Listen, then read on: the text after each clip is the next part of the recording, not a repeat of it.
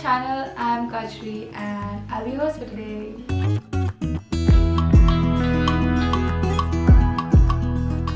Everybody knows that I love thrillers, but what I feel like a lot of people don't know is that I also grew up reading a lot of romances. I was a romance reader. I loved reading Princess Diaries, and those books were like my Bible at that time. I loved reading fantasy romances, contemporary romances, YA romances, like Dead Beautiful, if you know about it, was one of my favorite, fantasy romance books of that time.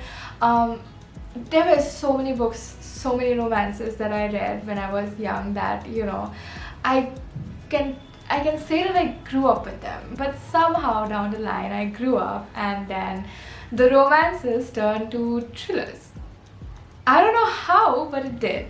However, the one thing that has never really changed is my love for very soft, very wholesome, very realistic romance stories. I may not be a very regular ardent romance reader now, but what I do love is reading about love stories. Not necessarily about romantic love, but relationships of different kinds between friends, between siblings, parents, familial love, generations of love for a lot of other things, hobbies, self-love, discovering love for yourself, discovering love for life. I love stories like these, and I know these are not romances per se, and there's been a lot of these books throughout my life that I've read and loved and absolutely held close to my heart.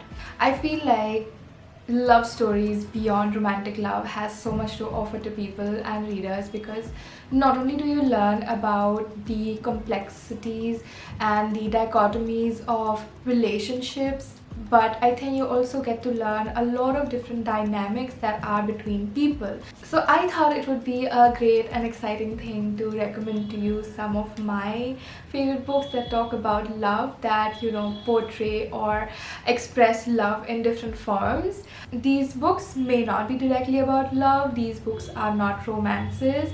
They are literary fictions, they are dramas, but I feel like in between they have this very core idea of love that is, I don't know, that I would love everyone to just read about. Just a little disclaimer before I head into the recommendation list. I read these books a couple of years ago, like back in 2020, 2021, maybe 2020, 2019. So I don't really remember a lot of the content of these books, but what I do have are my reviews from that time, and the fact that I can still remember the titles of these books and what I felt for these books. So I guess that has to account for something, and all of these books are like 5 stars for me. So the first book that I would want to talk about is called The Invincible Summer of Juniper Jones. Essentially, I think this was a Wattpad book that later got published as a full-fledged novel. This was also the time period where I was very active on NetGalley, so I requested the book there, and I think I got accepted for the review. I had no idea what this book was, but it has such a pretty cover. It has a beautiful cover, and I think that is one reason why I requested it. This book made me cry. I don't usually cry while reading books, but this book, it just made me so emotional, and it was an instant 5 star. Basically, this book is about these two kids who meet during the summer in 1950s in Alabama.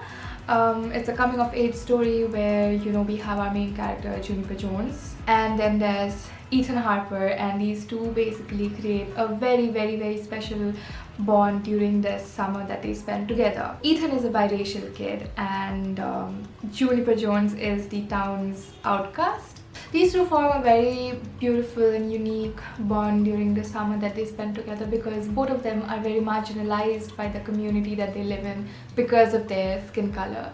And as young as they might be, both of them find solace and happiness with each other's company. They ride bikes together, they explore their surroundings and environment, and they try everything to, have fun as much as they can in a community that constantly ignores them. Both of these characters are so sweet. I remember absolutely loving Ethan's character because he is a cutie little sweet pie.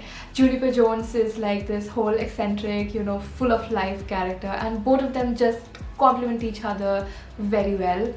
I feel like the book also really talked about, you know, racism and how so many of the things, even though it was set in the 1950s, how so many of the things and instances still are so prevalent today, and you can just like relate a lot of it to the modern contemporary world as well. I think the themes are very emotional, very important, and very real. I feel that the author touched upon. What absolutely broke me was the ending. I was not expecting it. I remember being, you know, I remember the ending just hitting me, and I was a bundle of emotions. So I don't want to say more about it, but this book is very beautiful. It's YA, yes, it's a coming of age story, and even though you might not like YA, I feel like you should or you must give this book a chance because there's so much to explore and learn from these two little characters, I feel. Where the concept of love comes in this book is, I think, in the friendship and the bond that they formed with each other's families, acceptance, a form of love that they had for each other, that, you know, it went into support, it went into like emotional well-being, and how these two little kids, they understood each other in a very nuanced manner. I feel like love was portrayed in that way, and how much lack of love could also lead to so many issues and problems. So I think this is a very sweet, very emotional story about love between two friends. Also, of course, a lot of commentary on societal racial issues, so definitely to give it a read. I think I would also maybe comp it with the book Bridge to Terabithia. I'm forgetting the title, but you get it. The next book I feel is sort of underrated, or maybe like a hidden gem, because I have never seen it around on Bookstagram or anyone ever talk about it, so I don't know. But the book is called Where the Forest Meets the Stars. So basically this book has a little bit of magical realism in it. This book is basically about a young girl called Ursa who claims that she is an alien in a girl's body who was sent from Mars to witness, you know, 5 miracles on Earth. And she appears on the doorstep of Joe, another main character's house, and keeps returning to the house over and over again, ultimately somehow becoming a part of Joe's daily life. I don't remember a lot of what this book had and how it ended, but I remember absolutely being in love with the story. It's very slow moving, it has magical realism elements of it. We do uncover at the end the truth about her, but I do not remember that, which means that you should read and find out what happens. But I remember that this book really talks a lot about science, about life, about, you know, literature, Shakespeare, because Joe was teaching Ursa all these things about life, you know, trying to make her witness these miracles that she so wanted and claimed to come here to do. And then I think throughout the entire book there was also this core idea of finding love, and Ursa being the epitome of love, or the discovery of love for our other characters. Through Ursa's character, basically, the other characters are brought together and they experience the idea of love in a very different manner. So I think that you definitely should give it a chance because it was a beautiful book. It's a beautiful book.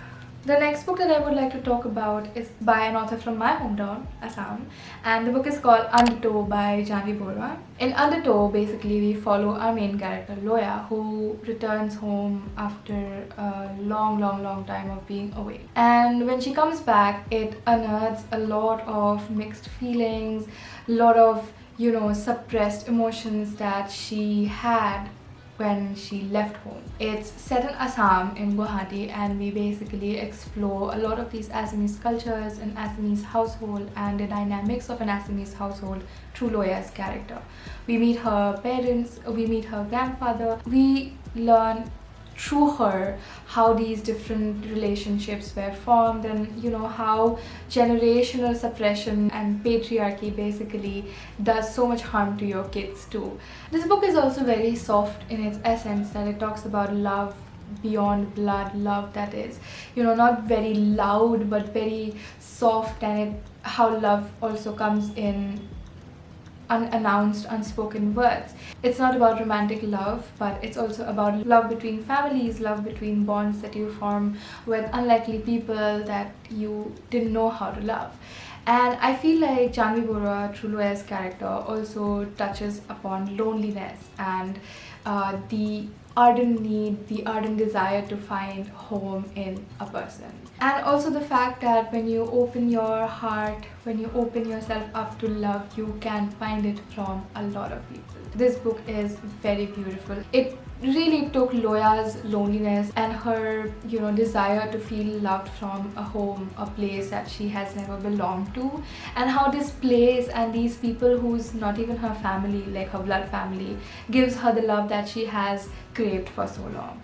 I think in a way this book really talks about love in all its glory and all its enormity that we as people want to find. It's a beautiful book. It talks about Assamese culture, it explores Assam, Guwahati, and I feel like there's so much to know and so much to discover and so much to adore about books from different cultures, I feel.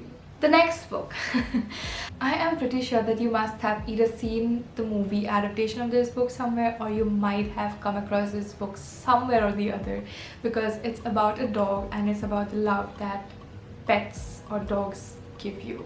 The book is called The Art of Racing in the Rain, and I think back then I read it for my book club. I had no idea what to expect. I did not know that there was a film, and I had watched the film. But I read the book and I was a complete mess at the end. It's about this dog called Enzo, and the book is from his perspective. I feel like you should just read it. It's either going to break you or it's going to give you so much warmth and so much happiness. I feel like it's also quite interesting because it's from the perspective of a dog, and you learn so much from this narration because there's like a lot of limits and boundaries to how much narration a dog can do and how much you can learn about human life through the dog's eyes. And I think it's beautiful because not only do you learn about human condition, the human psyche, and a dog trying to adapt and love, and how this dog absolutely loves his master, but I think at the same time you also learn a lot about these acuteness, this softness of love that only a dog can show you. You should read it, and if you're not a big reader, maybe you can just watch the movie because it's equally beautiful. And the last book that I want to recommend to you is called The Brilliant Life of Eudora Honeysett. I remember reading this book during 2020 or 2021 and absolutely falling in love with it. I had no idea what this book was, and I got a early review copy from NetGalley, I think. It's basically about this very weird and very uncanny relationship that is developed between an elderly woman and a very, very young girl. Rose is the young girl who comes into the life of Eudora Honeysett, who is basically a recluse. She likes to live alone in her own house, and she is like a female embodiment of the character of Ove, if you've read that book. So when Rose comes into her life, a lot of different changes are brought, and because she is so young, Eudora cannot be angry or upset or harsh with this young girl. As the story progresses, we learn a lot about Eudora's backstory, her life, and what she was like when she was young, what led her to this moment in time where she has become so angry and so left alone.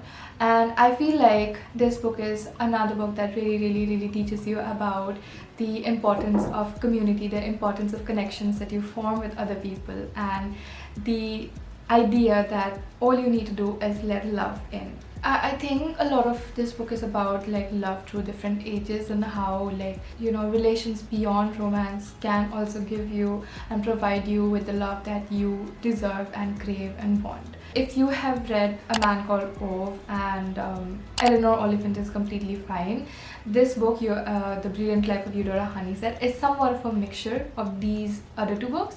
It's a very, very heartwarming literary fiction about love and finding love in friendships. And I feel like the book also tries to tell you that no matter how old you are or young you are, it's never too late to find love or open yourself up to receive that kind of love. So that was it. I don't know if I was able to explain these books to you all in a very nuanced manner because I myself don't remember a lot of it. Despite that, I do hope that you pick up at least one or two of these books and give them a read for yourself and, you know, bask in this absolute sweetness and warmth of love that these books are going to probably provide to you. I hope that if you pick them up, I hope you have fun, I hope you like them, and if in case you have read some of these, do let me know in the comments down how you found it. Did you like it? Did you not like it? Could you find references of love in these stories or not?